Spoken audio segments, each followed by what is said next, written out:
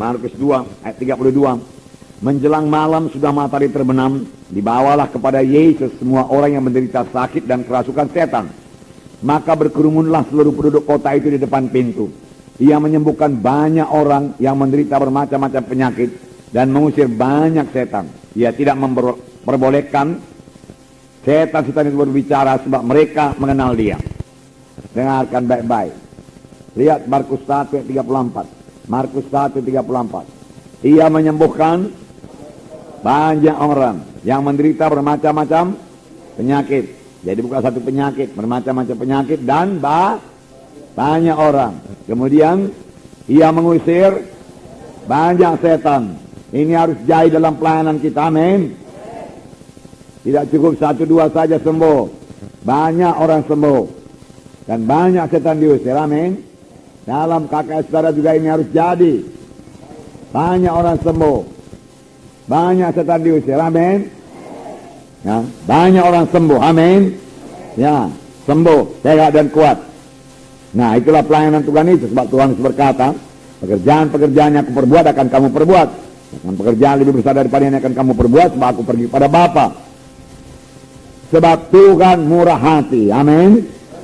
Dan untuk itulah dia datang, untuk menyembuhkan, untuk mengusirkan setan. Ya, saudara percaya itu, saudaraku. Ya, jangan terus mundur, jangan terus merasa tidak enak kalau ada yang digotong ke kakak saudara. Ya, saudara terimalah itu sebagai satu kesempatan untuk menyatakan kuasa Tuhan, amin. Ya, sebab bukan saudara yang menyembuhkan. Dalam hal itu saudara jangan memandang kepada kekuatan saudara, pandang kepada Tuhan yang pemurah, pandang kepada kuasa bilur Yesus, pandang kepada janji Tuhan. Kerjaan lebih besar akan aku perbuat. Itu yang kita pandang, itu yang kita pegang. Pandang kepada Markus 16. Mereka akan meletakkan tangan seorang sakit, orang itu sembuh. Amin. Nah, lalu saudara punya iman meletakkan tangan dan mengusirkannya dalam nama Yesus. Dia Allah yang murah hati. Murah hati dalam memberikan berkat. Dalam Filipi 4 ayat 19 saya bacakan pada saudara. Filipi pasal 4 ayat 19. Allahku akan memenuhi segala keperluanmu menurut kekayaan dan kemuliaannya dalam Kristus Yesus. Amin. Segala apa? Segala keperluanmu. Segala, bukan sebagian keperluanmu. Segala keperluanmu, amin. Dia Tuhan yang baik, dia Tuhan yang murah hati. Kalau dia tidak menahankan anaknya yang tunggal, masakan dia menahankan lagi berkat-berkat lain daripada kita. Mari hidup benar di hadapan Tuhan. Mari tekun mengikut Tuhan, mari tekun berdoa, mari tinggalkan semua dosa, mari bersungguh-sungguh hati mengikut Tuhan, dan mari murah hati sama sebagaimana Tuhan yang kita sembah itu murah hati. Tuhan meminta anak-anaknya juga murah hati, amin. Dia murah hati dalam mengampuni, maka anak-anak Tuhan juga murah hati dalam mengampuni. Jangan sakit hati. Berapa kali saudaraku berdosa kepadaku, kuampuni Tuhan cukup 7 kali. Tuhan Yesus berkata 70 kali 7 kali. Selalu mengampuni, selalu mengampuni. Selalu memberi, selalu memberi. Beri maka kepadamu akan diberi. Tidak ada diberi maka kepadamu tidak ada diberi. Lebih baik kita memberi. Sebab firman Tuhan berkata lebih berkat memberi daripada menerima. Berkat memberi, sebab yang kita beri itu adalah taburan kita, dia akan bertumbuh. Oleh sebab itu mesti menabur dan mesti menuai, tidak henti-hentinya sampai Tuhan datang. Amin saudara. Yang banyak menabur, banyak menuai. Dalam Lukas 6 ayat 36, siapa yang ingat apa katanya? Hendaklah kamu murah hati sama seperti Bapamu adalah murah hati. Ya.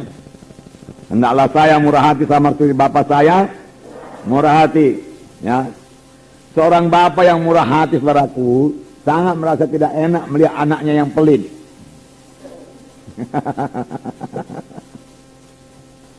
Nanti kalau saudara sudah jadi bapak, saudara akan tahu. Harus murah hati. Murah hati. Amin saudara. Ya. Tuhan Yesus berkata, belajarlah kepadaku karena aku lembut hati dan rendah hati. maka engkau akan mendapat sentosa bagi jiwamu.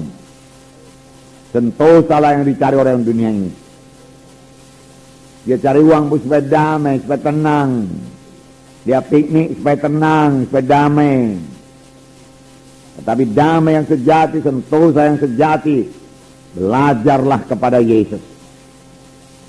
Duduk di bawah kaki Tuhan Yesus, percayai firman-Nya. Mika 6 ayat 8 saya bacakan. Hai manusia, telah diberitahukan kepadamu apa yang baik, dan apakah yang dituntut Tuhan daripadamu?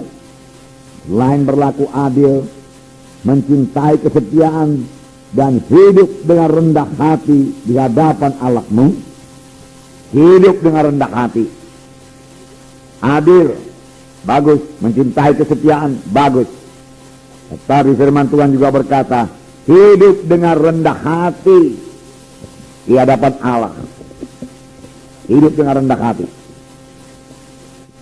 Firman Tuhan berkata dalam 1 Petrus 5 ayat 5, Allah melawan orang yang sombong.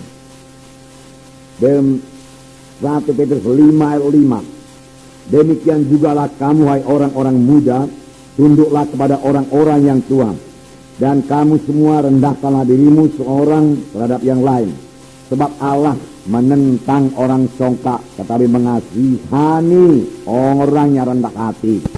Langkah indahnya, Tuhan melawan orang sombong dan mengasihani orang yang rendah hati. Mari kita miliki kerendahan hati.